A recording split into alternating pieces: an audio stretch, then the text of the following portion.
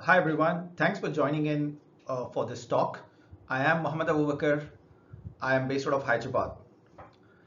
The topic of my presentation is how do we build an amazing startup ecosystem within your city, within your communities. And what I call it as you need these early 4 A's for making it happen.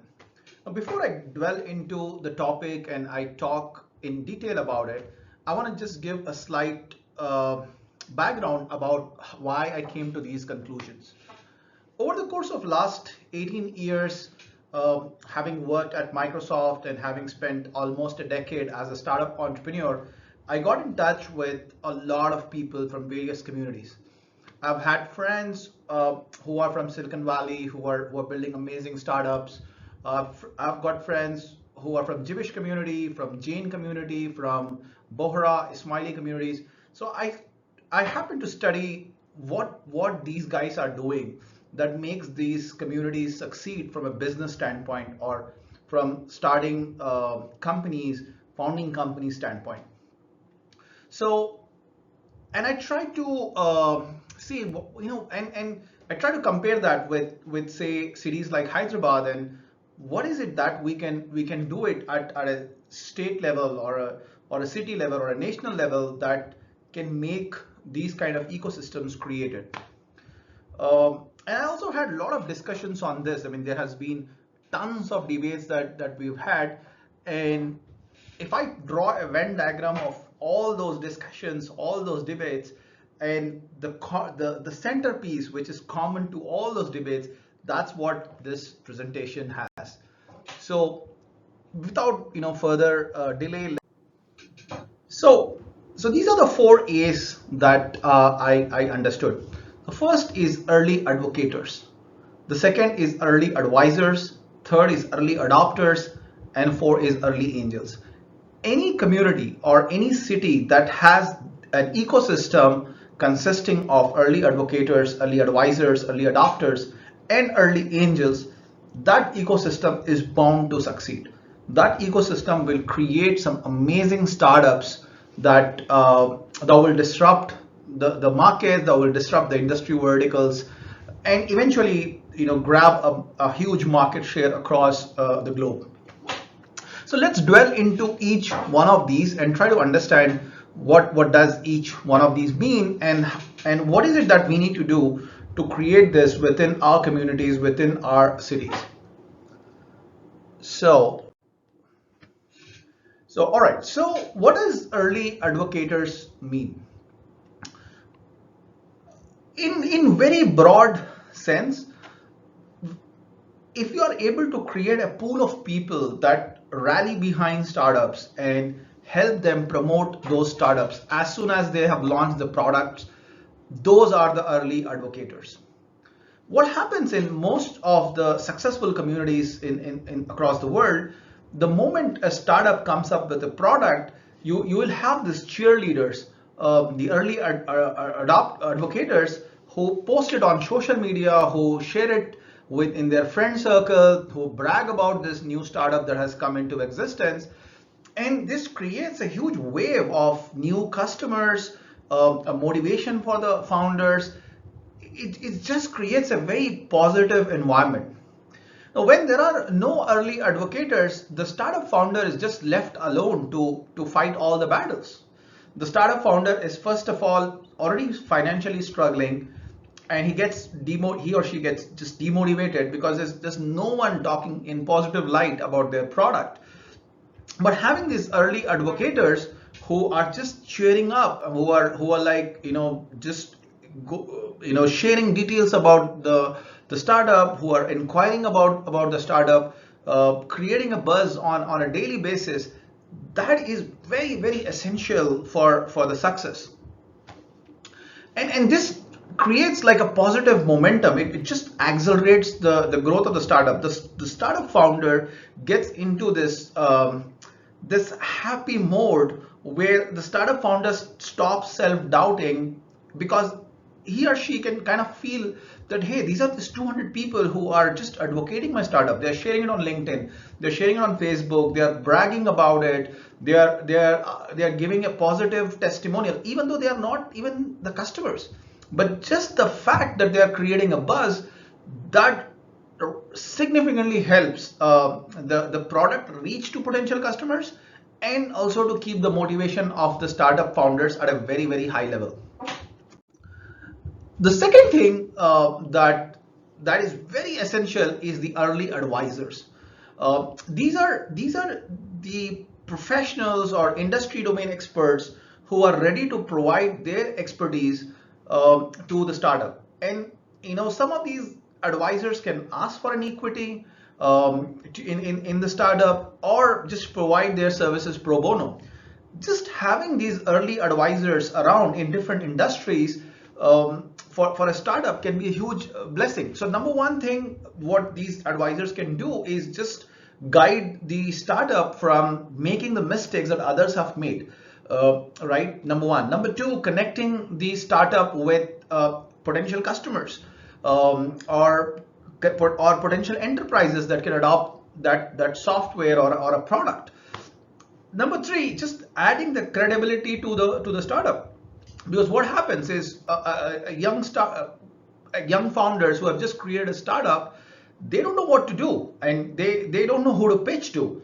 But just having a bunch of advisors who can give credibility to them, so suddenly what happens is the startup starts looking very credible, and the advisors can guide them, then polish that product in a way that it can be presented to, say, a very large enterprise, or it can be presented to a government agency. So those advisors can play a very huge role. And what I've seen is that in communities that are really succeeding in the world, these advisors are available, and they tend to give an advice which is very apt, which really helps the startup in that crisis mode. And they tend to avoid giving like false promises, or just giving like general knowledge. They try to avoid that, and they try to give very specific guidance, or try to help the startup getting connected to another enterprise, or getting connected to a potential customer. That's what the role of those advisors play. But in an ecosystem where which is not mature, you will have a bunch of advisors who will just throw away useless advice to the startups. They try to give like too much of general knowledge, or try to give very vague suggestions that doesn't make sense. So that's where the maturity of the ecosystem has to happen, where you got to have advisors who have been there, done that, and who really value every word that they utter. Right? And if an ecosystem can have those kind of advisors present in the market and guiding the startups, it can have a dramatically amazing effect on those startups. The third aspect is early adopters. Now, early adopters are the set of customers who are always passionately looking out for new startups that are arriving into the market. Now, in an ecosystem that has not matured, in an ecosystem which is very price conscious or very pessimistic kind of a market, you'll hardly find adopters. So you built an amazing product, but if you don't have early adopters who can use that product and provide that valuable feedback, no matter what you do, that product will not going to succeed. And given that any idea can be replicated in any other part of the world, or majority of the ideas that can be replicated in other part of the world, any ecosystem that has these early adopters, that will obviously go forward, right? So that's another major issue that I see with ecosystems that are not mature. For that matter, with most of the ecosystems that I'm associated with in India, that is one of the common problems, is the early adoption.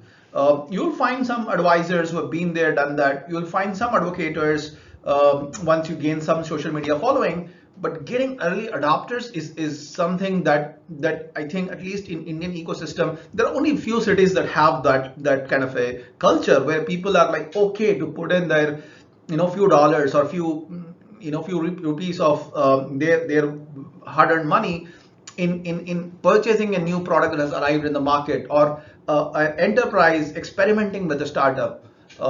or a business just giving an opportunity for a new product that has just come into the market. So those early adopters, presence of those early adopters really significantly changes. That's where I found that in Silicon Valley, the moment you create a product, even if the product is pretty bad, you will still find some early adopters who will adopt that product very passionately and then provide that feedback to the founders that, hey, you might be on something, but these are the things that I find it lacking in the product. But given the fact that customer has purchased that product, the founders tend to listen to them very seriously, and that feedback really helps in improving the product.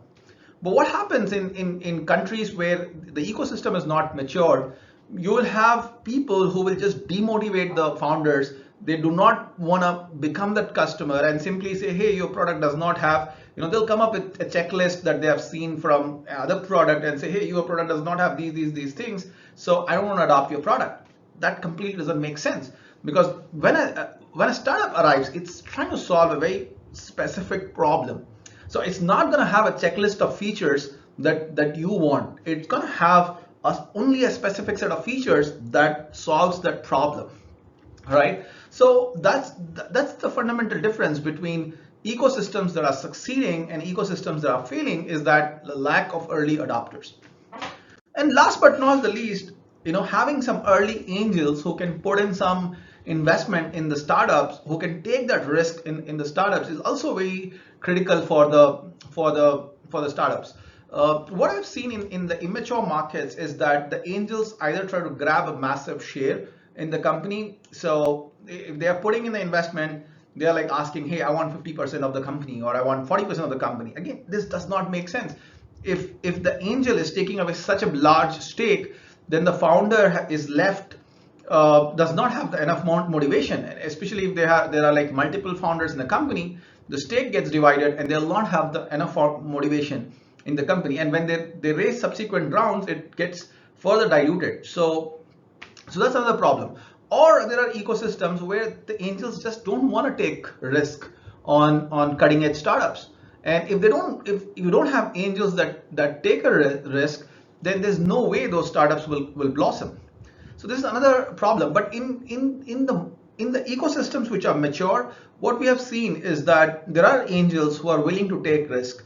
And those angels will come in being fully aware that there is a high possibility, there's a 90% possibility that this startup will fail. But they are okay to take a bet on it, because there's 10% chances that if this startup succeeds, then it can become a huge thing and they'll have a multiple returns on their investment. So that's another part that I feel is very important to build a very robust startup ecosystem.